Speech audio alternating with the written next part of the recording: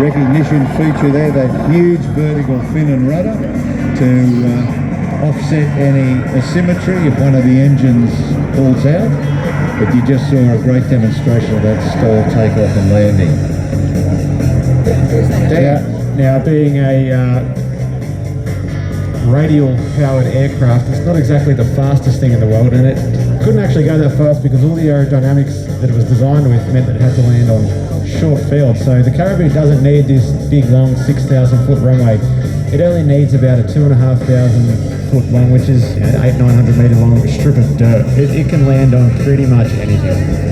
And they certainly proved that fact up in Vietnam. Yeah, so the aircraft were ordered in 1963, delivered from 1964, and on their flights from Canada, where they were built to Australia, they were actually diverted into Vietnam for the Vietnam War. So the crews got to Butterworth, heard on the radio that Australia is going to be sending 6 aircraft to Vietnam, and they had 3 of the 6 in Butterworth at the time. So they quickly got busy and got their way up to Vietnam.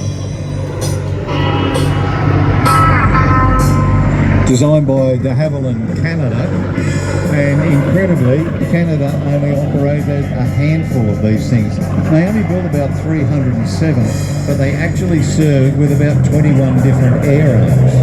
Yeah, it was just amazing, and the versatility and utility of this aircraft. So when the Australians took it into Vietnam, they formed RAF Transport Flight Vietnam, or RTFV, and they didn't really know what they were doing. They had to work it out as they went. So all the procedures for low flying, landing on short strips, conducting steep approaches to stay out of enemy arcs of fire, short takeoffs, short landings, the whole lot, they had to work it all out as they went.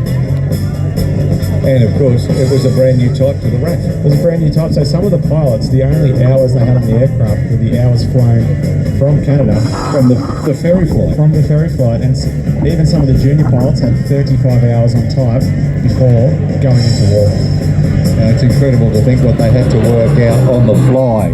But this aircraft was extremely versatile. It went from Transport Flight Vietnam to Number 35 Squadron. It was renamed, and it used the call sign Wallaby, so it got the name Wallaby Airline. Yeah, and that continues to this day with 35 Squadron currently flying the C-27J Spartan, and it performs a similar role. It's a light transport, does a whole lot of operations up in Papua New Guinea, where you've got those short strips, tight runways, high altitude, hot, and yeah, the C-27 performs admirably, as did the Caribou. These aircraft operated there with distinction, carrying all sorts of loads, animals, all sorts of livestock, pigs in crates, cows, people, ammunition, fuel. And when they returned to Australia in June 1971 to February 72, they'd amassed over 80,000 sorties, 47,000 hours flight time, carried 677,000 passengers and 36 million kilos of freight. And all of that with an aircraft that had a payload capacity of 8,000 pounds.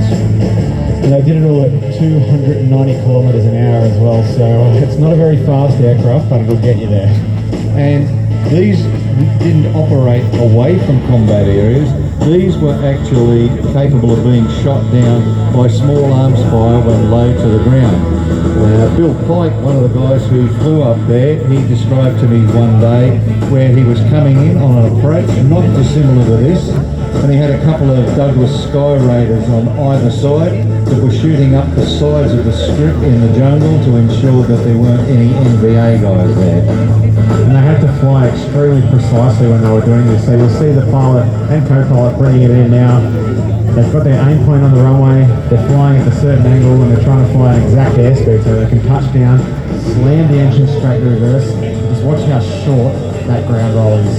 And it's almost floating. It is. It's got those big double fowler flaps at the back end, which are the back of the wing folding down, giving it extra lift.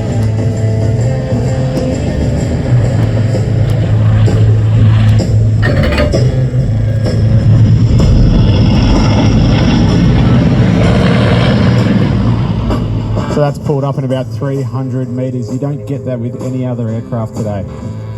Haas is fortunate to have two of these aircraft, and both of them fly. It's incredible again.